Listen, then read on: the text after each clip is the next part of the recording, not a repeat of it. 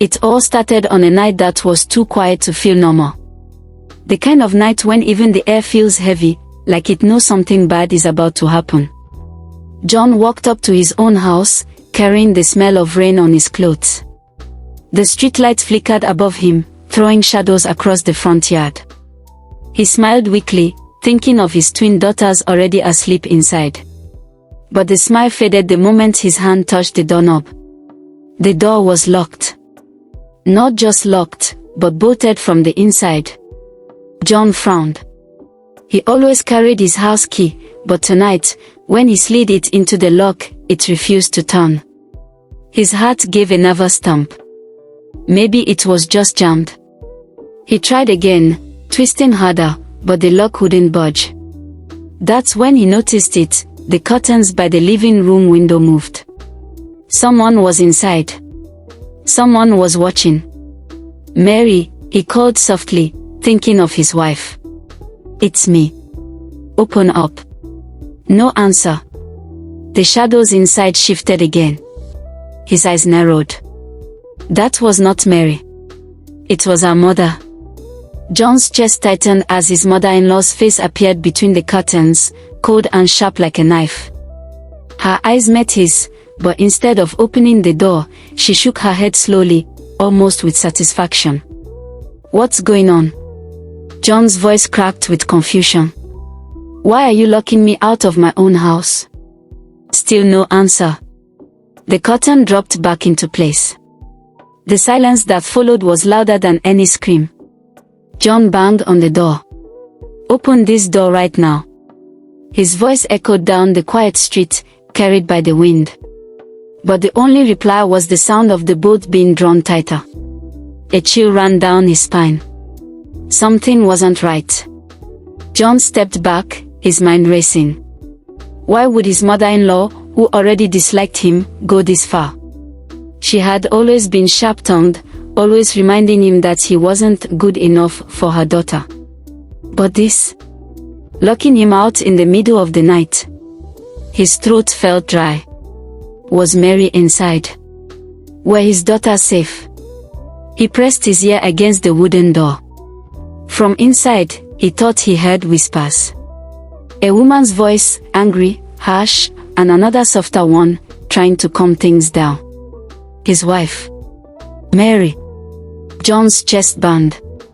They were inside, but why weren't they letting him in? "Mary," he shouted, louder this time. "I know you can hear me. Please open the door." For a moment, there was silence. Then, a sudden crash came from inside. A chair.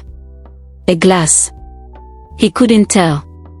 His heart leapt into his throat. He grabbed the doorknob again and rattled it desperately. "Don't do this," he whispered, his voice breaking. "This is my home too." The memories came rushing in, uninvited. How his mother-in-law had always spoken to him with disgust. How she once told him, "A man who can't give my daughter the life she deserves has no right to her." How Mary had begged him not to fight back, saying, "She's my mother, John. Please try to understand." John had tried. He had swallowed his pride for the sake of peace.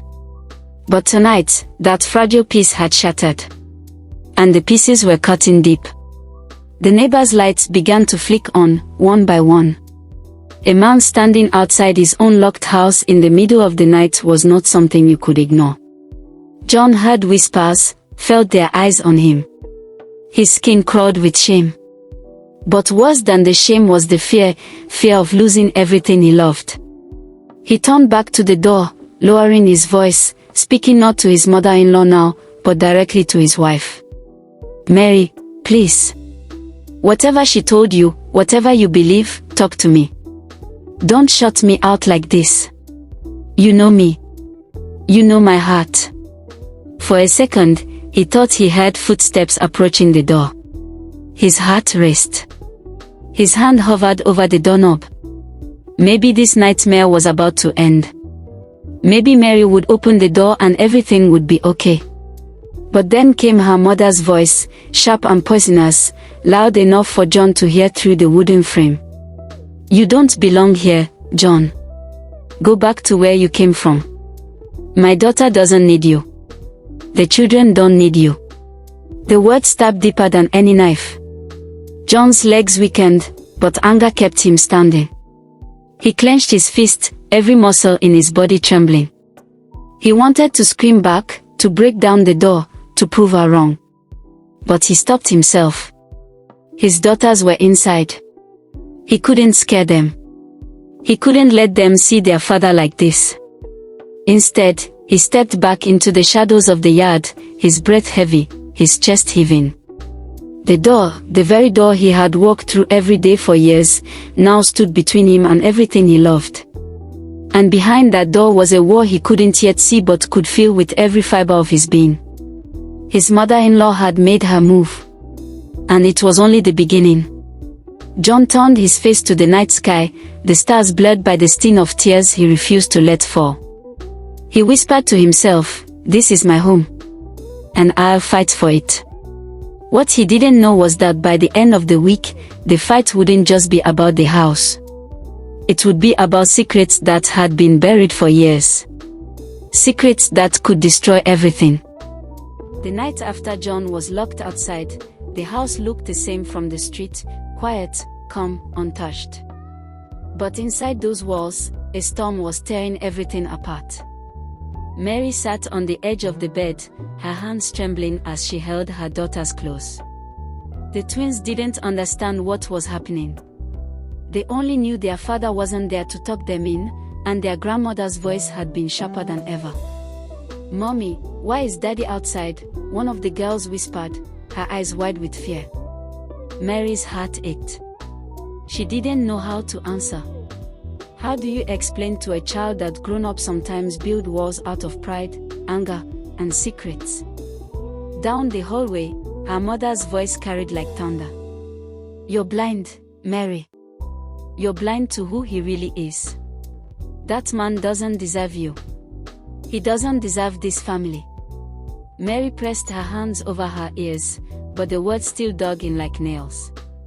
Meanwhile, outside in the cold night, John hadn't moved far. He sat on the front steps, staring at the door that had rejected him. His body was still, but inside his chest, a war was raging. Why? Why was his mother-in-law so determined to tear him down? It wasn't just dislike anymore. It was personal. Almost as if she was hiding something she didn't want him to discover.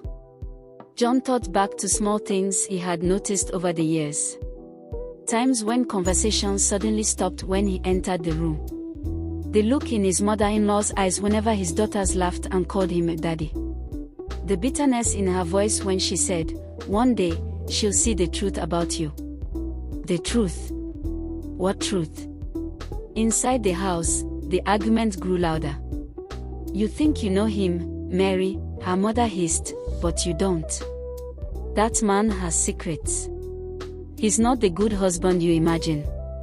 He's a liar. A failure." Mary's chest tightened. "Stop it, Mom. You've hated him since the day we married. But he loves me. He loves the children. That's the truth I see every day." Her mother's face twisted with anger. "Love isn't enough. You'll thank me later when I save you from his mess." Mary shook her head. Tears slid down her cheeks. "Or maybe you just can't stand that I chose him over you." The room went silent. Her mother's eyes flickered, anger, yes, but also something else. Something Mary couldn't name. Back outside, John pressed his hand against the wall, as if he could feel the fight happening inside. His heart pounded. He wanted to break in, to defend himself, to hold his wife and daughters and make everything right. But then he heard it. Through the thin crack of an open window came his mother-in-law's voice, sharp, filled with venom. "He doesn't belong here, Mary. And if you don't open your eyes, he'll drag you all down with him. Do you know where he goes when he says he's working late? Do you know what he hides?" John froze. His breath caught. His fist clenched. What lies was she planting now? Mary's voice cracked inside. Stop. Just stop. You don't know what you're talking about. But doubt had already been planted like a poisonous seed. John knew it too. And the fear of losing Mary's trust cut deeper than any lock on a door. The night stretched on. The twins eventually fell asleep, their small bodies curled up beside their mother. But Mary lay awake, her mind spinning with her mother's words. John, outside in the darkness, stayed awake too. His eyes never left the house. Both of them were trapped, Mary inside the walls, John outside of them, yet both prisoners of the same thing, secrets. By morning, whispers spread across the neighborhood. Neighbors had seen John outside all night. Some shook their heads in pity, others in judgment. But for John, the only voices that mattered were the ones inside that house. When the front door finally opened, it wasn't Mary who stepped out. It was her mother. She looked at John with a cold smile. You should leave. You don't belong here anymore. John's eyes burned with fury. This is my home. My family. You can't erase me from their lives. Her lips curved into something cruel. Watch me. And with that, she slammed the door again. But what John didn't know was that behind those walls, his daughters were awake now. They had heard the fight. They had seen the tears in their mother's eyes. And one of them, small but brave, whispered to her sister, "Daddy will come back. He always does." Those words carried more power than anyone realized. Because even though the mother-in-law thought she held control, the truth was still alive, hidden in the hearts of the ones who loved John most. John stepped back from the door, his jaw tight, his chest heavy. He knew one thing now. This wasn't just about a door being locked. It was about something deeper. A secret. A past. A reason his mother-in-law hated him so much.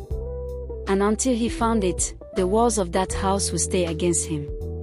But John made a silent vow to himself, to his wife, and to his children. I'll uncover the truth. And when I do, nothing will keep me out again. The third night was the hardest. John stood outside his own home again, staring at the same locked door that had shut him out before. The street was quiet, but his heart was anything but. He had reached a breaking point. How much longer could he stand there, begging for a place in the life that was already his? A thought whispered in his mind, kick the door down. Take back what's yours. But another voice rose from deeper inside, softer but stronger. If you break in, you'll scare them. If you shout, you'll lose them. The only way is to make her choose.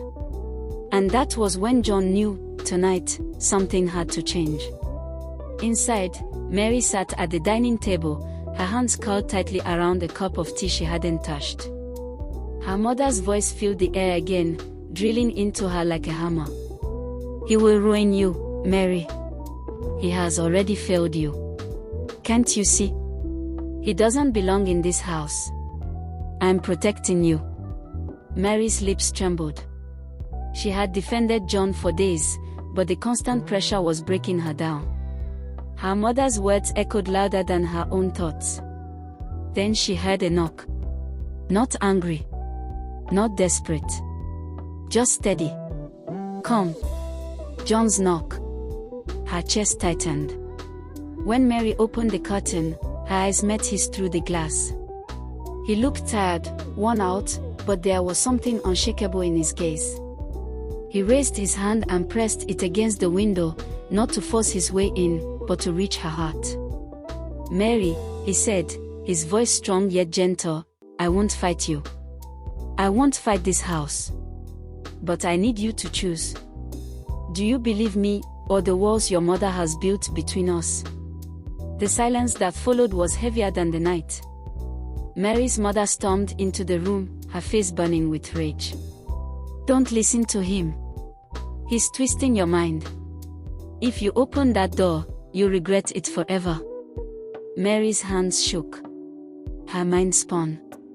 She looked at her mother, then at the man outside who had held her through every storm before this one. Her daughters appeared at the top of the stairs, sleepy-eyed, clutching their stuffed toys. One of them whispered, "Mommy. Daddy looks sad." And just like that, something inside Mary broke free. She stood, her voice trembling but firm. "Mom, stop. This is my husband. This is my family. And no matter what you think, you don't get to lock him out of our lives." Her mother's face froze, as if Mary had just stabbed her with truth. Mary turned the bolt. The sound echoed like thunder in the quiet house. Then, slowly, she opened the door. John stepped in, not with anger, not with shouting, but with quiet strength. He knelt and wrapped his daughters in his arms, kissing their foreheads as they clung to him, whispering, "Daddy." Tears filled his eyes. For days, he had been treated like a stranger at his own doorstep. But now, in the warmth of their embrace, he knew he was home. Mary touched his shoulder, her eyes full of apology and love. "I should have chosen sooner. I'm sorry." John shook his head. "You chose now. That's what matters." But the storm wasn't over.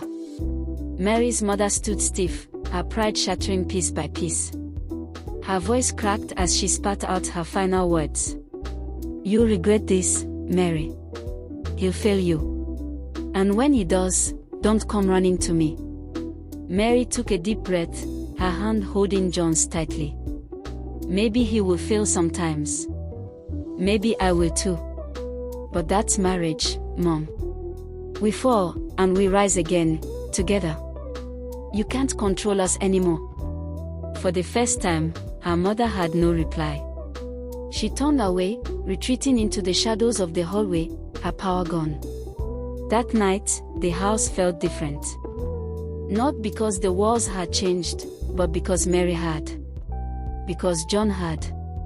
And because love, though bruised and tested, had chosen to stand firm.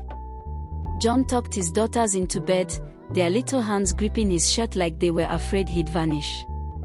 He whispered, "I'm not going anywhere." Later, as he sat beside Mary on the couch, silence filled the room, not the heavy silence of fear, but the peaceful silence of healing. Mary laid her head on his shoulder. "You gave me a choice. And I chose you." John kissed her hair softly. "That's all I needed." Outside, the night was still. The same stars shone above, but to John, they looked brighter now. The war inside the house had ended, not with violence, not with anger, but with one choice that changed everything. And those scars would remain. The family had found their way back to each other. Behind the walls, the truth had been tested. And love had won.